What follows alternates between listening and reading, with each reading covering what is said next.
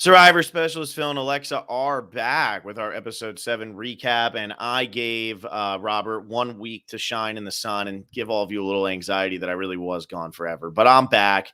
I took my pills, and here I am. Alexa, what's going on? Not too much. Robert was very happy. He came on with 2 soapbox rants, and I told him 2 was the absolute maximum he was allowed to have. But it was really fun to talk to somebody who doesn't love the season, but likes it more than the average person. So it was nice to have that take.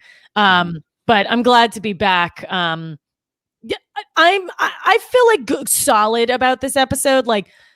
I don't know. I would be a great combination of Danny and Sydney if I was playing right now, where I'd be pissed. And then if I got voted out, I would just give Jeff the middle finger. It's ridiculous. Not surprising at all that Sydney's kind of been the way she's been on social media and stuff. And the fact that she's really just taken an I don't give a shit approach.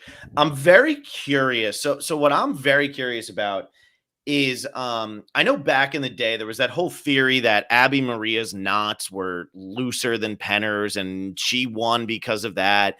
And CBS, or not even CBS, but Dalton Ross asked Jeff Probst about it. And Jeff Probst said, there's somebody on set all the time who's a fairness person to make sure that challenges are being run fairly and all that, so that there isn't an actual advantage for one team over the other.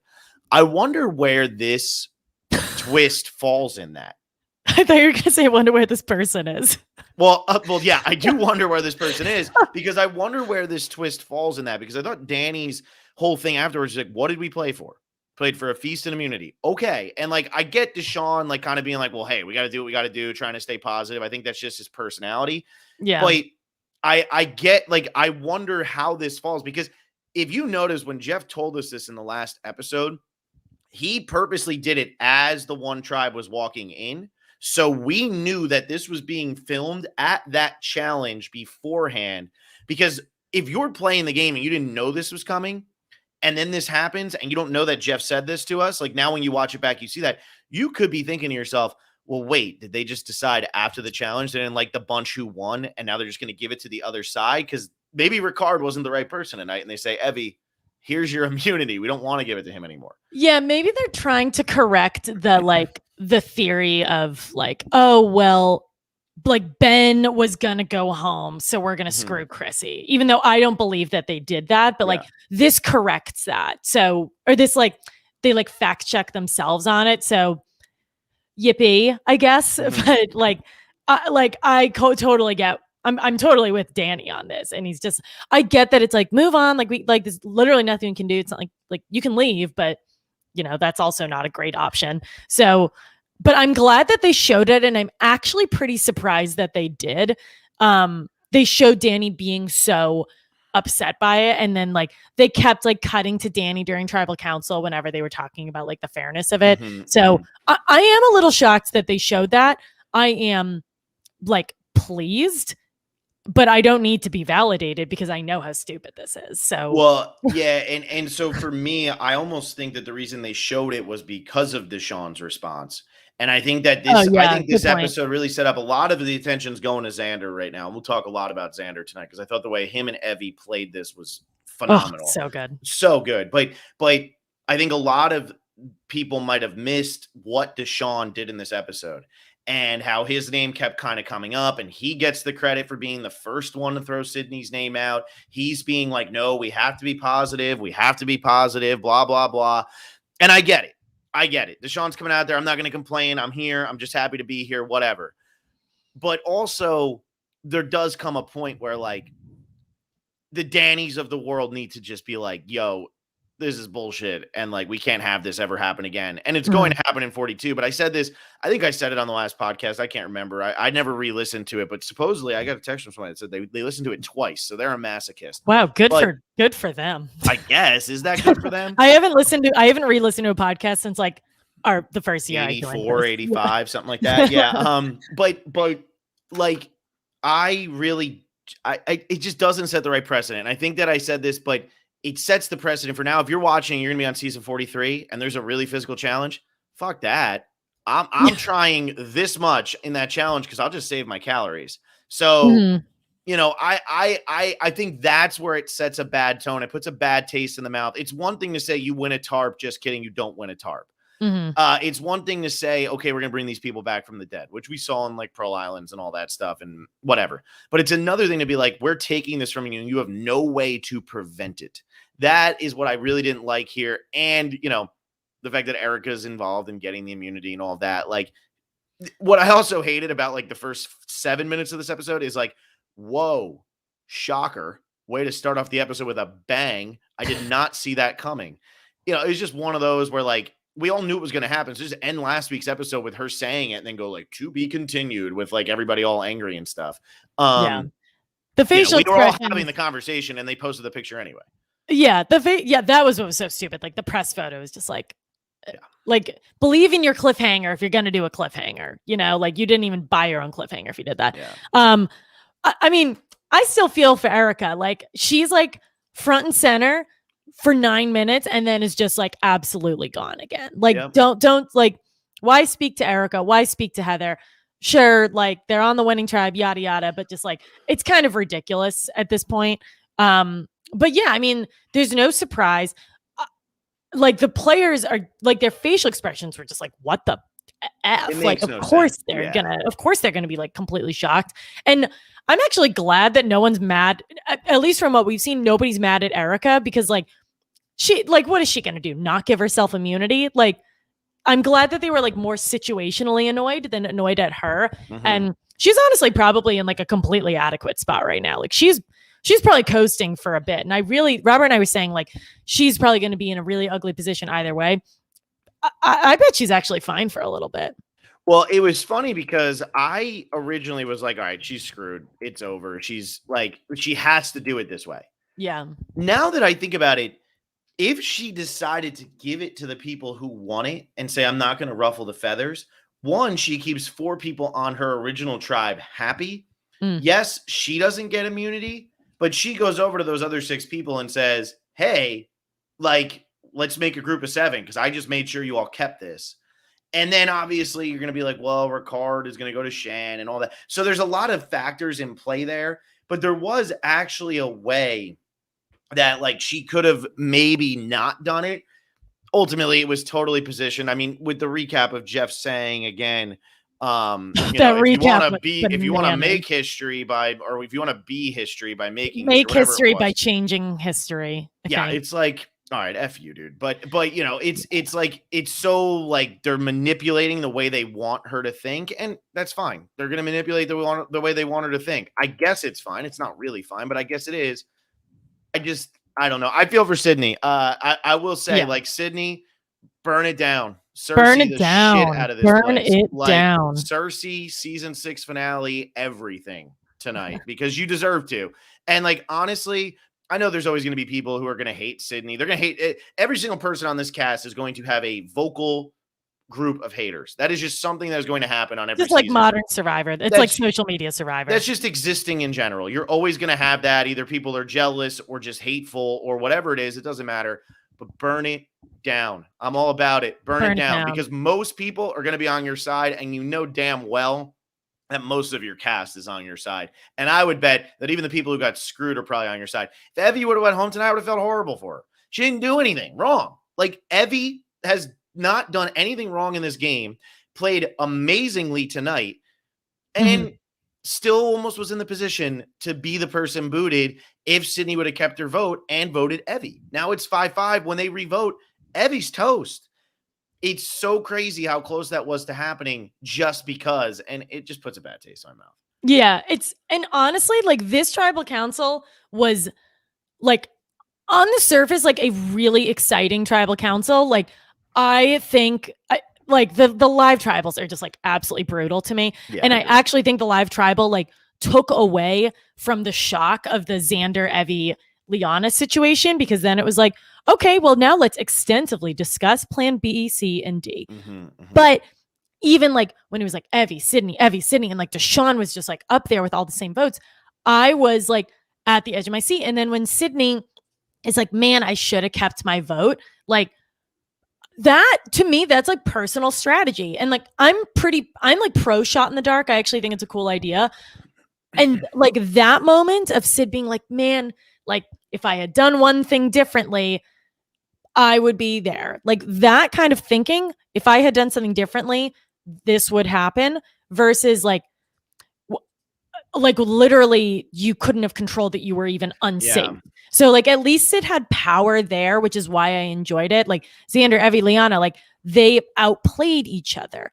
Nobody outplayed each other except for Erica having the right to switch that. So like the context of this whole episode was very upsetting, but like the best part of this episode was the players strategizing, the players outplaying each other. And using these advantages and trying to figure out the best way to manipulate the other players with these advantages. Totally. But at the end of the day, like it just goes back to, yeah, that made for a great moment. The Liana moment was great. I mean, when Xander was like, no, but you can have this fake. It was so great. good. And I love that they gave it to Tiffany of all people, because now Tiffany, I was like, you got to go with Evie on this one. But now Tiffany has it. So of all people, it's Tiffany. I think that's awesome. But like, yeah, like tonight, if you just took this episode as an individual thing and you cut out the first 7 minutes and had no idea that things were flipped, this is a good episode of Survivor. Like this is a solid episode of Survivor. Good strategizing, fun moments from the characters. I think some absolutely unbelievable gameplay from the Yase 3. I think they all did amazingly. But I also think that everybody else kind of did what they had to do. This had a very Kagayan merge feel to it. But I saw a comment about this. I read every single comment from the last recap we did. I love half of you. I hate the others. But it felt fun to get a lot of comments. That never happens. It was nice. I love that. I love getting comments. But I do. Somebody said it's 5 minutes and you're acting like it's the whole show or something like that. You're acting like it's ruined everything. The thing is, yes, this twist itself only took 5 minutes. But if this twist doesn't happen, Sydney doesn't go home. And if Danny goes home next week, that probably doesn't happen either if this twist doesn't happen, because he still has his whole tribe intact. Yeah. And that's where it's not the timing, it's the effect. It's the effect. And then you have to think Liana would still have her advantage. Xander, what would he have had to do with his idol? He would have been, I think, clearly the target out of that group of people who could have went home, being that he was like the typical merge boot type character. But that's where it irks me. It's this twist took place for 5 minutes, but it absolutely changed everything. It's like Malcolm going home in Game Changers. It's short-sighted. It doesn't take up a lot. You might forget about it by the end, but it is always going to taint this season every time you watch it. It just is. And it's going to change the entire outcome of this game. And whoever wins this game is likely going to win this game because of how big this episode was. The merge episode is a massive factor in every season of Survivor. It really is. And I'm not saying that, if Tiffany goes on to win, no, Tiffany's going to have to earn that. Like there's no doubt about that. I don't think Tiffany would have went home tonight. But what I'm saying is, if one of those 5 people plus Erica actually would have went home, or the way it was supposed to be, you're going to get a totally different outcome. Every single placement is going to be different right down the line. And I think that's what annoys me the most. We watched half of a season and then we watched production come in and smash it with a hammer, not Erica, production. And it changed everything. And now it's the what if game for literally the rest of the season. Because if Sydney just went, if Danny goes, if Deshaun goes, if Nasir goes back to back to back like that, it's going to be like, well, what if they didn't have to lose one of their members for some pointless reason that had nothing to do with them playing bad? Danny, Deshaun, Sydney, and Nasir, well, not really Nasir, but Danny, Deshaun, and Sydney won every single team challenge on this season and were told they were getting immunity every time they did it. And yet somehow Sydney went home because of a team challenge. It's sour taste. Yeah. And I'm glad you mentioned the excitement and the importance of the merge. And we sort of talked about this last week, but first of all, half these people aren't getting a merge feast and they've already not been eating. So that just sucks. I have to assume that one of the coolest feelings when playing Survivor, apart from the day 39 feast, is the merge feast. That's a huge deal.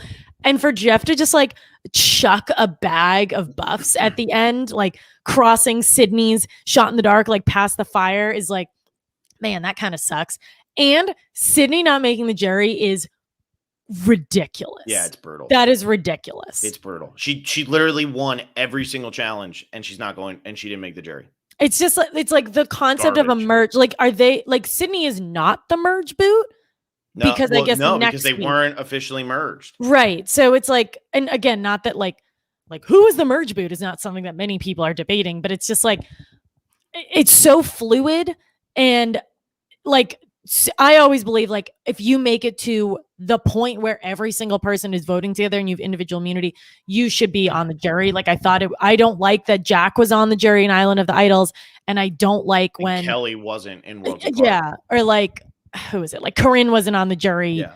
Like if you're voting at that point, you should be on the jury. And I feel like Sydney would have some pretty great jury reactions. So I also feel very robbed. Yeah, I agree. And honestly, like I like how raw her thing at the end was. And I like that she just kind of threw her torch at Jeff. I thought that was nice. Because Jeff kind of deserves it. And then threw a shot in the dark in the fire. I liked that. Yeah, like it's total BS. I mean, it is what it is. You know, it couldn't have happened to probably a more vocal person on this season. You think Sydney had a confessional in every single episode that she was in. That's amazing considering her tribe never lost and she just went home in this BS way. She could have been Julia Cartered, no doubt about it. Mm-hmm. Just totally Julia Cartered. But they didn't. They still gave her screen time. Sydney is going to be a fireworks display tomorrow in her exit press, if they even allow her to do it. Because she's probably just ready to flip everything and say, I don't really care. Yeah. And at the end of the day, like, okay, CBS is going to sue you, but what, like, or they're going to try to come after you or whatever, but like, they're not God. They're not God. Like it ultimately ends up being a bad look for CBS when they do this. Pretty much every time that CBS has like actually attacked somebody, they've come out wrong, settling with freaking, what's her name from season 1, Stacey Stillman. Like they do that a lot. Or you have the instance of like the whole Alec and Kara thing, and then everybody loves Alec and Kara, and everybody's like CBS a bunch of babies for not allowing Alec to come to this. I don't think they're going to come after her. I think they'll. It depends what she says. It really would depend what she would say. Because if she starts spilling things and saying, "Oh, this feels rigged" or something, but I also don't think they would publish that. Like, there's those interviews are done and then edited, obviously. But they showed Danny being critical of this, so I mean, I think they'll let her be critical. What was I going to say? I want to talk a little bit about like, I don't know, the good part of this tribal council, only because like Phil and I were texting about this, and then I have like semi changed my stance. Like when they duped Liana, like I wanted everyone to be mad. Like Evie was mad, and that was really real. Like obviously, like don't take it personally, it's a game, whatever. But like, yeah, Evie was annoyed, and then they bested the person who was being cocky. Like get into it with each other. But then at the same time, I liked that Deshaun was like, that was dope. Like that was really cool. So I like the like general game respect that everyone has for each other. But at the same time, it's also fun when like Evie and Xander played that up so well, and everyone bought it. It was awesome. And then for Tiffany to be the one to have it, and I also thought that was a cool dynamic when then Xander and Evie were disagreeing on what to do with the idol, and Tiffany smartly was like, this is not mine. I am going to listen to the person who this actually belongs to. I think that was the correct thing to do. Not because Evie didn't go home, but it's not her idol. Yeah, I agree. And clearly Tiffany respects Xander a lot more than we were seeing coming into this, because we didn't really realize how close they were. We kind of got that thing, how she felt lied to a little bit. And then she just totally was like, no, Xander, whatever you want me to do, I will do. I thought originally that what was going to happen is Xander was going to use his extra vote to throw 2 votes at Sid. And maybe that happened and we just didn't see it at the end. But Deshaun, no, it didn't happen because Deshaun used his extra vote. So Xander only used 1. I thought Xander was so confident because he was going to do that because he thinks that an idol is stronger than an extra vote. And so use the extra vote, make sure that Sydney gets 5 and get her out of here. But that's not what happened. I still don't really understand how Sydney got to 5, which we'll ultimately end up seeing. But I thought the way that they played this was phenomenal. And Danny told Liana that they all knew about her advantage, and Liana still bought what Xander was doing. And I think Liana got a little cocky tonight. Mhm.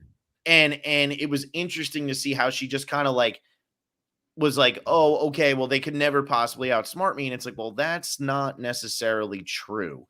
And they did tonight. They completely got her, and she just lost one of the most powerful advantages in the game. Oh, and Andy Vogel did say it. Tiffany was in possession of the extra vote too, so that she Oh. literally couldn't take anything. So that's a good point, Andy. That's I Oh, don't give you pats on the back ever, but that's a good point. Yeah, so who do we want to attempt? We went on Survivor Wiki and they weren't updated yet. Do we want to attempt to figure out who voted for who? We know Tiff voted for Deshaun, Erica voted for Sydney, and Ricard voted for Evie. Deshaun also put 2 of his votes on Evie. And then I think that like Shan, Heather, Nasir, like I think they all were part of this vote split. So is Deshaun like Tiff, Sydney, and Xander? Yeah, I don't know. And you know what kind of confused me, and Yeah. why Because it seems like the Yase group didn't vote together, the 3 of them. exactly, and why was Sydney? So here it is. So I actually have it here. Oh, nice. Danny voted Evie. Deshaun voted Evie twice. Erica voted Sydney. Heather voted Sydney.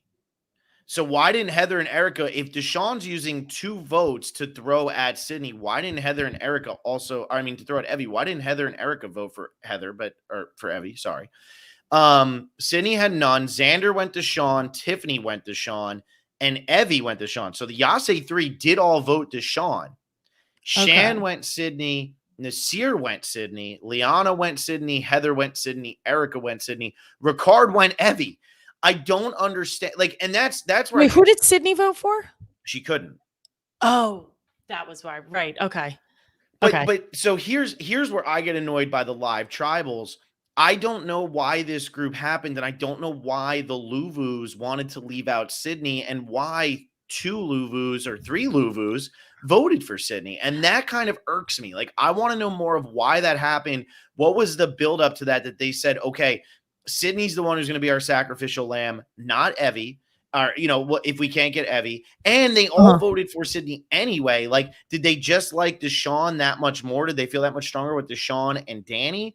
But nobody's really been positive on Nasir. They know he has an idol, but make him feel safe and he doesn't use it. I'm just confused. Yeah, because like Erica and Nasir were the ones who seemed to be outside on the Luvu Alliance, and Heather, from what we know, seems to be in on it, and Sydney was too.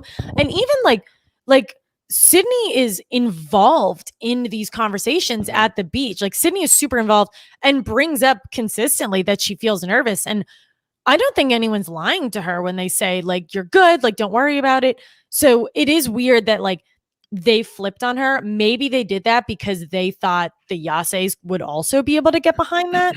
And then they just get like a couple free votes out of it. But it was really interesting to see them turn on her so quickly, just because the little we know about Luvu is that Sydney was kind of in with them. Mm-hmm. And Erica is the one who like quote unquote betrayed them. But like, I think it was, for me, it just seems like a matter of like, who is the most convenient. And I think like trying to convince Yase to vote elsewhere might have been too much. I really don't know. Yeah, it's weird too, because this reminded me of the Eric Reichenbach episode in Karamome where he said just the same. And it worked. And I feel like that's what should have happened here tonight. Same. Like Jeff's like smug look when they all started getting up during live tribal. I was like, get out of here. Is it the Botox, or do I just like, is it just because he's smug all the time? Like I hate him this season. Like every time he smiles, I'm like, Jeff, your face makes me angry. Stop it. And then when he's like, are you ready to vote? And Deshaun's like, no. And he's like, oh, well, have at it. Like, no, don't have at it. How fun would that have been tonight had they said, okay, Liana, you don't have your thing, and we had a Gary Hogaboo moment of, okay, great, it's time to vote, nobody's allowed to talk anymore. Then that would have been awesome. Shit. Who would have gone home? I would have loved that. Yeah. I agree. It's just, yeah, there's so many things right now that are going on with this show that while there's so many great things happening, I just saw Davey tweeted something similar to this where he said like Deshaun giving kudos to Xander during the tribal was strategic too. I like this cast, man, just these monster advantages. These advantages are and then I just want to know why. Like I just want to know, what did Sydney do wrong? Is it the fact that she's a woman? Like, because there's been so much talk about a male alliance because Danny wants to get the numbers back to even because he's worried with how many men were voted out early. Is that part of the reason why he was going that route rather than Nasir, who it seems like he's wanted nothing to do with the whole time?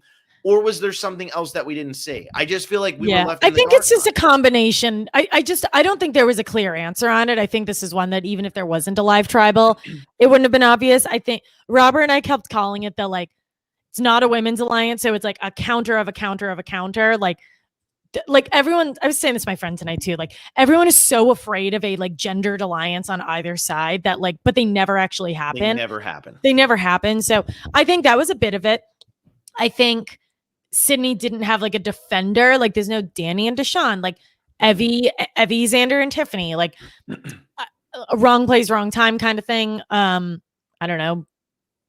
What did she do wrong? She didn't smash an hourglass. Like, it's like, ridiculous. She pulled the wrong rock to not be able to sit out, to not be able to be chosen, to then go over there and be given all the power.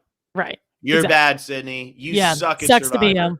Yeah, you're terrible at the game. Only if you knew how to grab the right rock.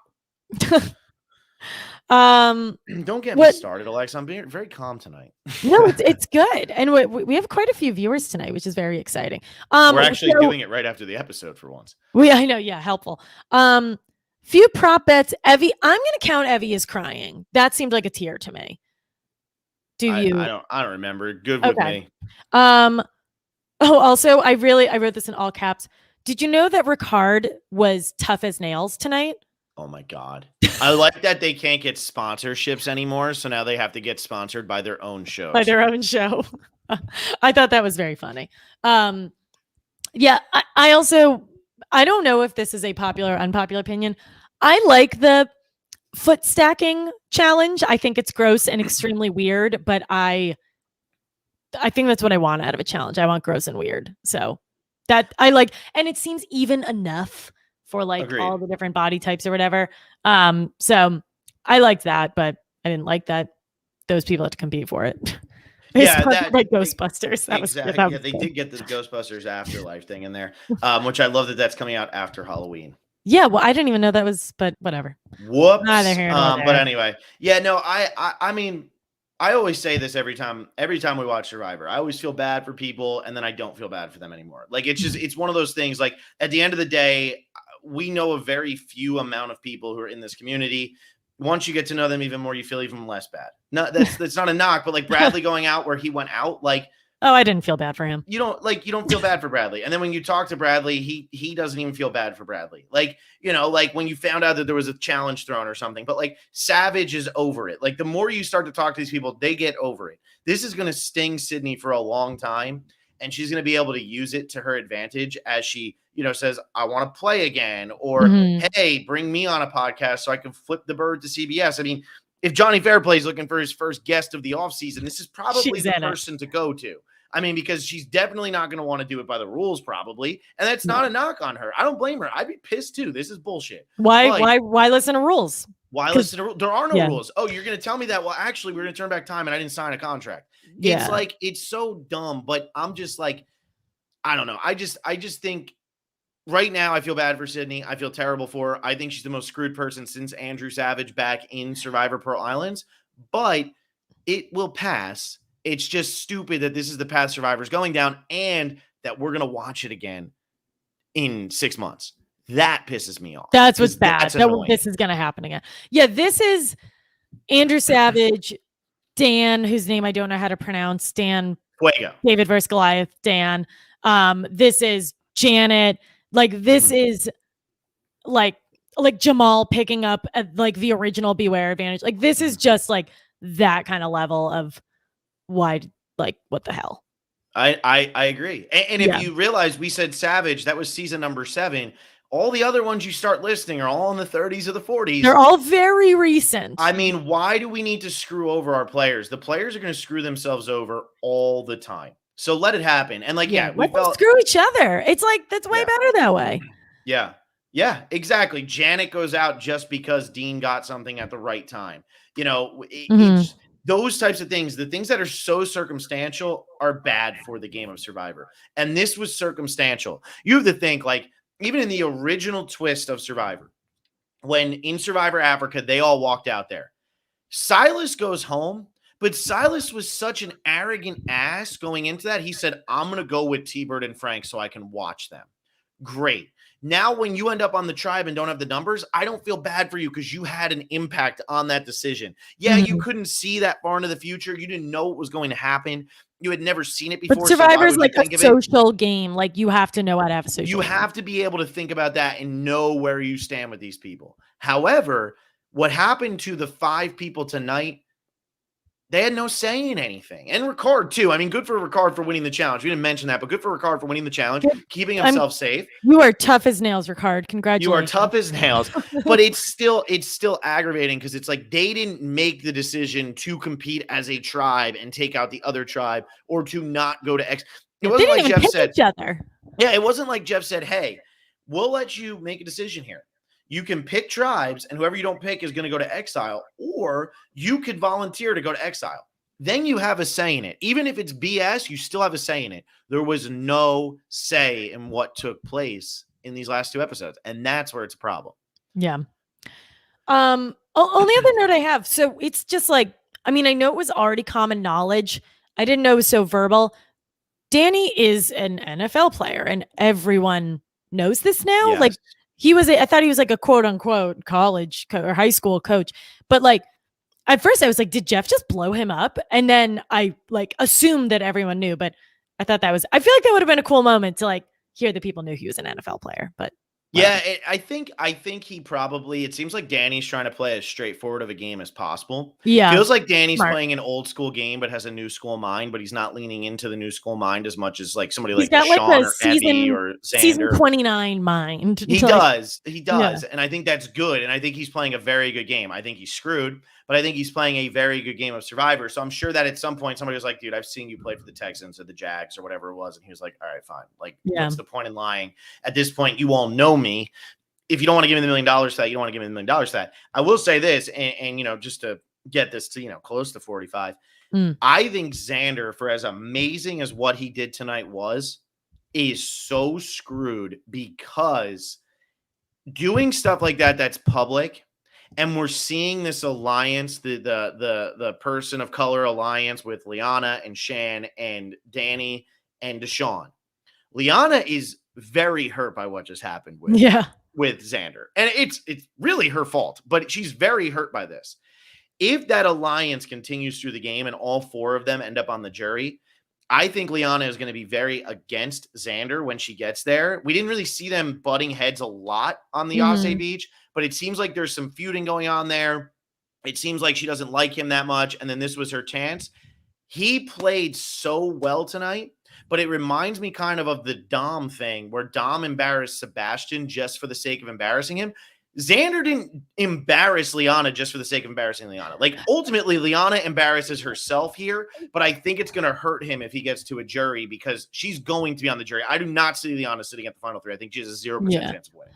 I think it's just a matter of like how everyone bounces back from it. Like if Xander and Evie come back and they're like assholes to everyone, which I cannot imagine, like they just don't seem like those kind of people, then like screw that. If Liana comes back and like throws a hissy fit, then you did that. But like it all just depends on the egos. Like if Liana, like it depends on like how personally people take it. So, and that's on then all sides of it. Like I feel like she's not pleased because obviously she just got, it's the first time this advantage has ever happened. It's so powerful and like doesn't work out.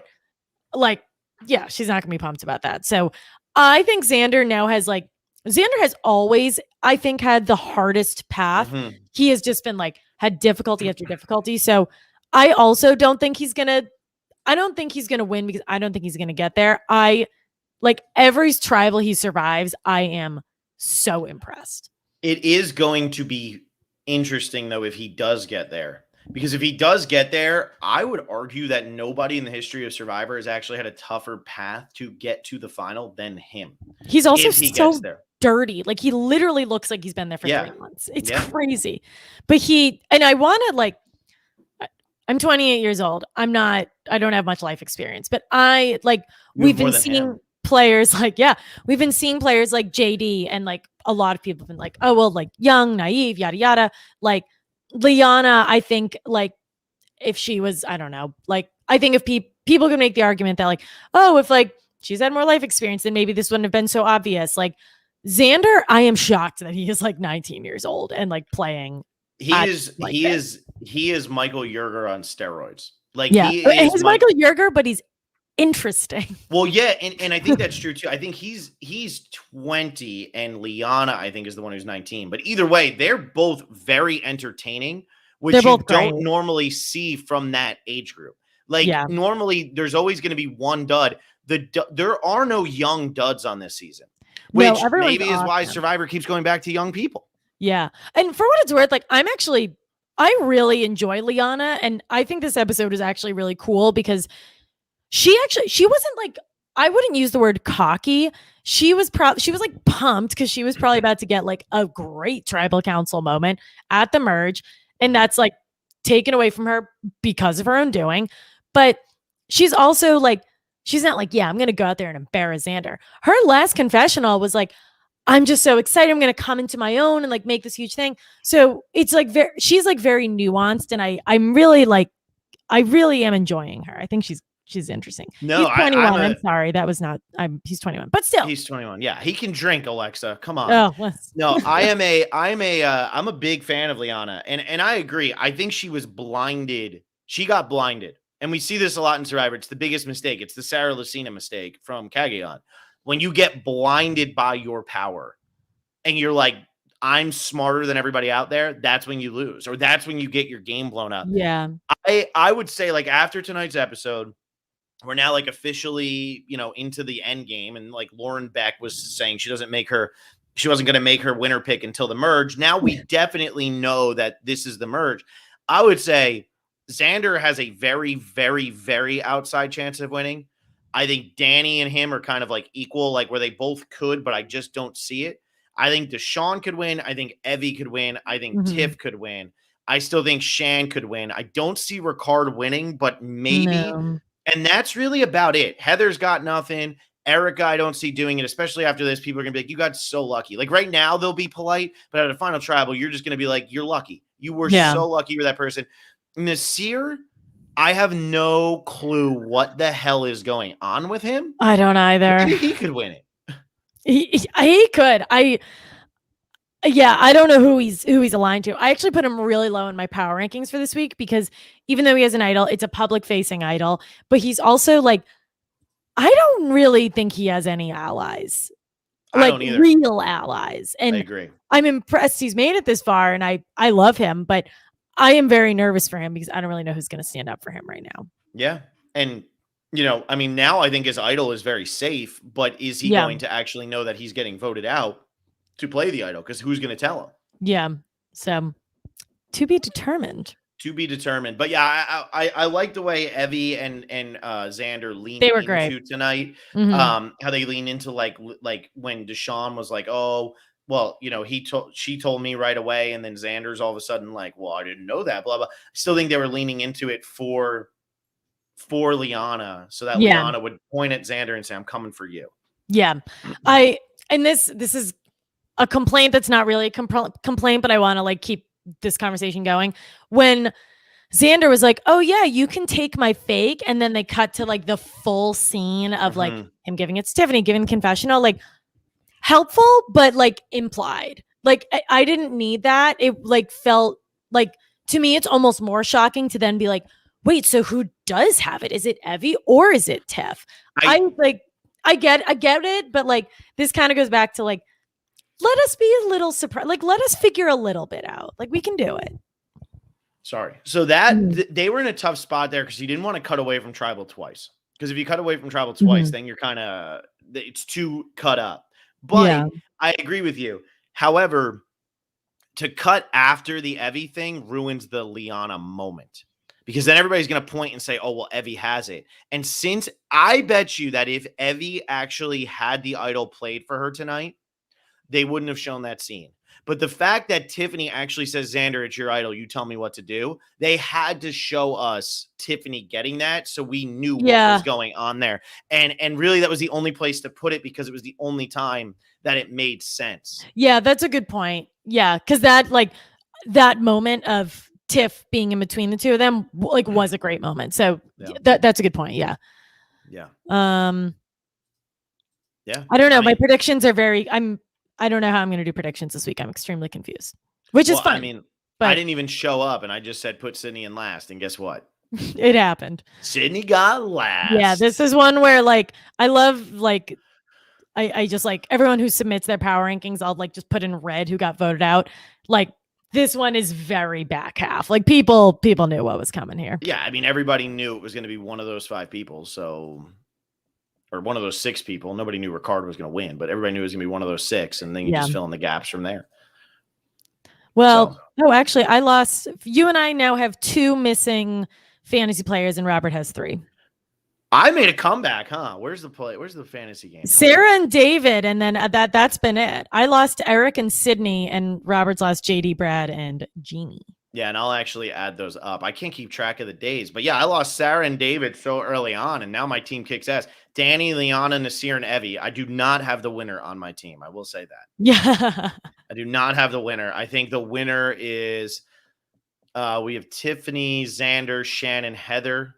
I think you could have a winner, and I think Robert if Deshaun wins. I don't see Ricardo. Alexa, you probably have the winner on your team. I just hope the rest of your players all go out next week. I hope Heather and Shan both quit so that then you get the winner, but you can't come back and beat us. Heather and Shan both quit. I love it. All right, let me put a little individual immunity here. I know we haven't tracked MVP at all. I think Phil, when I was gone, I think you did Andy just asked about the power rankings. I think you did that a few weeks ago, so we'll do it in a week or 2. I did, yeah. We'll do it next week. Right now, it's a little confusing because we actually have 2 brackets for everything. So we kind of some people said, I'll just keep mine the same and whatever, and so. We'll add them up and I'll get them in. Right now, Robert. Right now, I'm looking through everything now. Robert has Sydney the highest. Robert had Sydney at number 6. Everyone else is average. This is why he can't do the podcast. He doesn't know what he's talking about. Never knows. Never knows. Sorry, Robert. Oh man. All right. Well, probably. I don't know when we're gonna be back. Oh, this week. No. I won't be able to do Monday night, so it'd probably have to be Sunday. Okay, well, we're probably going to do this on Sunday then. Probably going to do it on Sunday. I don't think I'd be able to do Monday. So yeah, we have contacted James Lim, and I know you listen to this. Please respond to my text. Yeah. Alexa's been left on red. I've been left on a hard red for the past 3 hours, which doesn't bode well for me. No. But either way, Phil and I will definitely be back on Sunday. And we'll hopefully get somebody on. Wow, almost at 200 viewers. Love to see it. The beauty of what happens when you podcast. All I had, and not for nothing, they all just came back to hear my rant, and I didn't give them one. So now they're all we're gonna have 25 people next week. They're gonna be so pissed. We're not mad. We're just a little disappointed this episode. I'm not even a little disappointed. I'm still very disappointed, but I had a whole week to prep myself for what was going to happen, and it played out 100% how I thought it was going to play out. Yeah, there was no the cliffhanger. That was Davey also said this would have been great a 2-hour episode. I said this last week. Make this a 2-hour episode. Waiting an entire week was not worth it. And we all knew it was going to happen. Yeah, it's dumb. Exactly. So, but yeah, anyway. So we'll be back and final 11. There was something else I was going to say. Oh, me and John are going live right after this with our movie podcast, which actually got us a lot of views on our last one. We went live right after. So if everybody wants to tune in, what movies are you talking about? Nobody's heard of them. So just tune in to find out. Yeah. Just tune in to find out. Well, actually, people probably heard of Kiss Kiss Bang Bang. It's just a matter of did they see it. But it's got our DJ, I've actually seen that movie. Have you? It was a quarantine movie. That was the situation. Nice. All right, everyone. Thank you so much for listening. We'll be back on Sunday. Follow us on social media. Become a patron at patreon.com/Survivor Specialists. Our most recent retrospective was just a continuous commentary on what we did last Wednesday. And I don't know. It felt very validating. So at least we It had did. It did feel validating. So there you go. All right, everybody. We will see you all soon. that. Bye.